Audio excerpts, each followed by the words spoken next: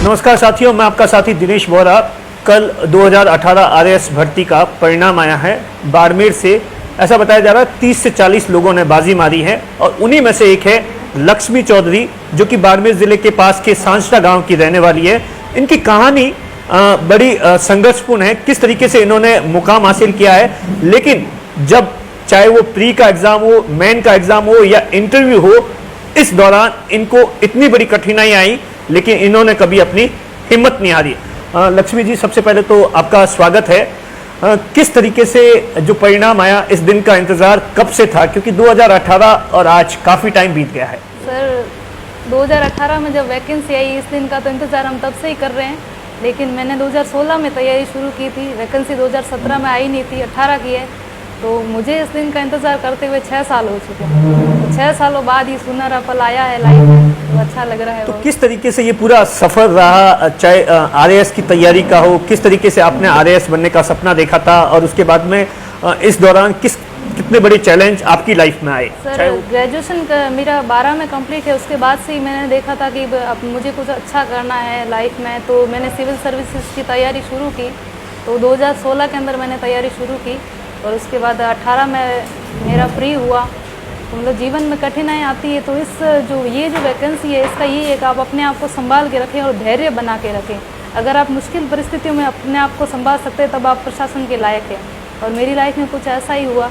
जब मेरे प्री का एग्ज़ाम था, उससे पहले मेरे हस्बैंड की डेथ हो गई। तो बिल्कुल मैं मानसिक रूप से अनस्टेबल हो गई कि मैं कैसे अपने आप को परफॉर्म कर पाऊँगी। मेरिट भी काफ़ी हाई जाती है, तो मतलब बहुत ऐसे लगा। लेकिन फिर मेरी फैमिली ने मुझे सपोर्ट किया, साथ दिया, तो मैं वापस नॉर्मल हुई, अपने आप को इम्प्रूव किया और वापस परीक्षा दी। लेकिन भगवान दोबारा परीक्षा ली। जब मेरे मेंस का एग्ज़ाम होने वाला था, उससे पहले मेरे फादर कोमा में चले गए। 1 महीना तो कोमा में रहे, फिर उनकी डेथ हो गई और उनकी डेथ होने के जस्ट 4 दिन बाद ही मेरे मेंस का एग्ज़ाम था। लेकिन भगवान ने मेरी सुनी, क्योंकि मेंस मानसिक रूप से उस समय मैं एग्ज़ाम देने की कंडीशन में नहीं थी। तो एग्ज़ाम पोस्टपोन हो गया जून में।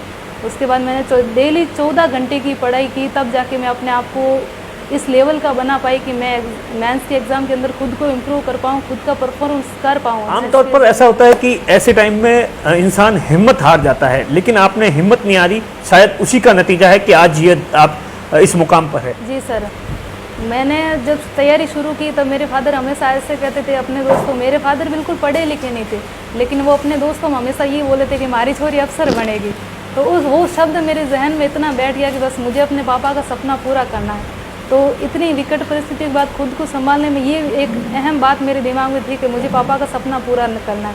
आज चलो मेरे फादर मेरे साथ नहीं है, लेकिन वो जहाँ भी ये देख रहे हैं और खुश हो रहे हैं कि मेरी लड़की ने वो काम कर दिया। मैम, एक चीज़ बताइए, आमतौर पर ऐसा देखा जाता है कि शादी के बाद में लड़कियां तैयारी करना उनके लिए बहुत बड़ा चैलेंज होता है। तो आपके लिए भी बहुत बड़ा चैलेंज होगा। आपकी शादी कब हुई और उसके बाद में फिर भी आपने किस तरीके से इन सब एग्जाम्स की तैयारी की और उसके बाद में आप कहाँ पर आपकी पहली सरकारी नौकरी लगी? सर, ये बिल्कुल सही बात है कि शादी करने के बाद में मतलब मुश्किल होता है तैयारी करना। लेकिन अगर फैमिली सपोर्ट हो तो सब कुछ पॉसिबल है।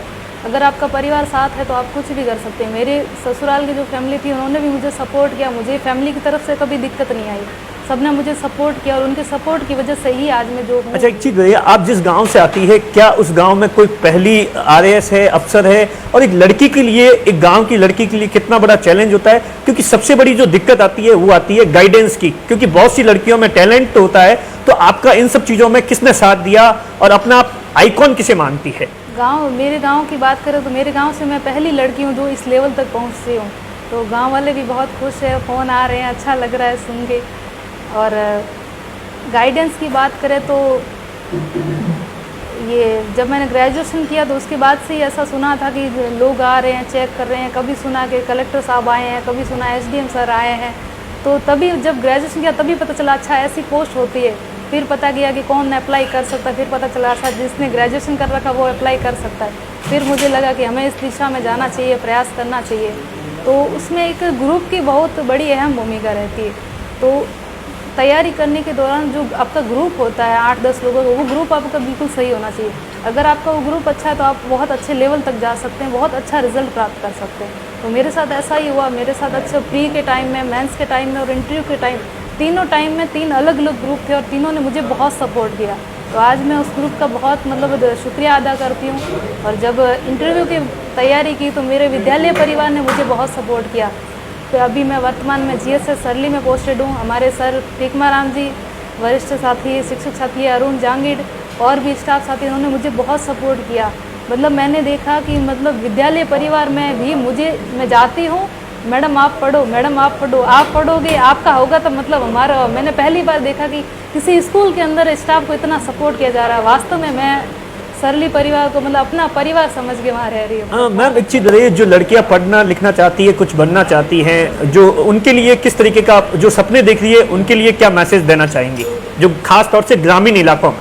सर सबसे पहली बात है कि आप सपना देखो। जब तक आप सपना नहीं देखोगे तब तक पूरा करने की तो बात ही नहीं आती। अगर आप सपना देखोगे तो आपका परिवार आपको सपोर्ट करेगा। आप दृढ़ निश्चय करके मेहनत करो और मेहनत से ही सारे काम पॉसिबल। अगर आप मेहनत करोगे निश्चित रूप से एक दिन आपका सपना पूरा होगा। ये लक्ष्मी चौधरी की कहानी है। कितनी संघर्षपूरी, चाहे प्री का एग्जाम हो तब उनके हस्बैंड की डेथ हो जाती है, और जब मेन का एग्जाम होता है तब उनके फादर की डेथ हो जाती है, और उसके बावजूद भी कभी उन्होंने हिम्मत नहीं आई दी और आज वो मुकाम हासिल कर दिया और RAS अधिकारी बन गई। कैमरे के पीछे अश्विनी रामावत है, मैं आपका साथी दिनेश बोहरा।